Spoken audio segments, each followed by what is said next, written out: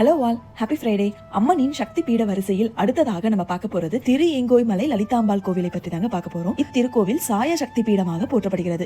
அகத்திய முனிவர் வடிவில் சிவபெருமானை வழிபட்டதால் இம்மலைக்கு திரு ஈங்கோய் மலை என்று அழைக்கப்படுகிறது. சக்திக்கு தன் இடப்பக்கத்தை தர சிவபெருமான் உறுதி அளித்த மலை என்பதால் இம்மலை சக்தி மலை என்றும் அழைக்கப்படுகிறது. இதை உணர்த்தும் விதமாக கோயிலின் முன்மண்டபம் மற்றும் மலையில் அர்த்தநாதீஸ்வரர் வடிவங்கள் காணப்படுகின்றன. லலிதாம்பிகை எனவும் மரகதாம்பிகை எனவும் அழைக்கப்படும் அம்பிகை கோபுரம் போன்ற அமைப்பில் 3 கலசங்களுடன் உள்ள விமானத்தின் கீழ் நின்ற கோலத்தில் அருள் பாலிக்கிறாள். ஒரு சமயம் ஆதிசேஷனுக்கும் வாயு பகவானுக்கும் தங்களில் யார் உயர்ந்தவர் என்ற போட்டி இருந்தது. வாயு பகவான் தனது பலத்தை உலகறிய செய்ய வேண்டும் என்பதற்காக காற்றை பலமாக வீச செய்தார். இதை கண்ட ஆதிசேஷனோ தன் பலத்தை நிரூபிக்க வேண்டும் என்பதற்காக மந்திர மலையை இருக்க சுற்றி கொண்டார். அந்த சமயத்தில் மலையில் இருந்த வைரம், சிவப்பு மணி, மரகதம், மாணிக்கம், நீலம் ஆகியன சிதறி விழுந்தன. அவற்றுள் மரகதம் விழுந்த இடமே ஈங்கோய் மலை என்பார்கள். ஆதிசேஷனுக்கும் வாயு பகவானுக்கும் மோதல் வலுப்பெற்ற நிலையில் சிவபெருமான் இம்மலையிலே மரகதலிங்கமாக எழுந்தருளி இருவரையும் சமாதானம் செய்தார்.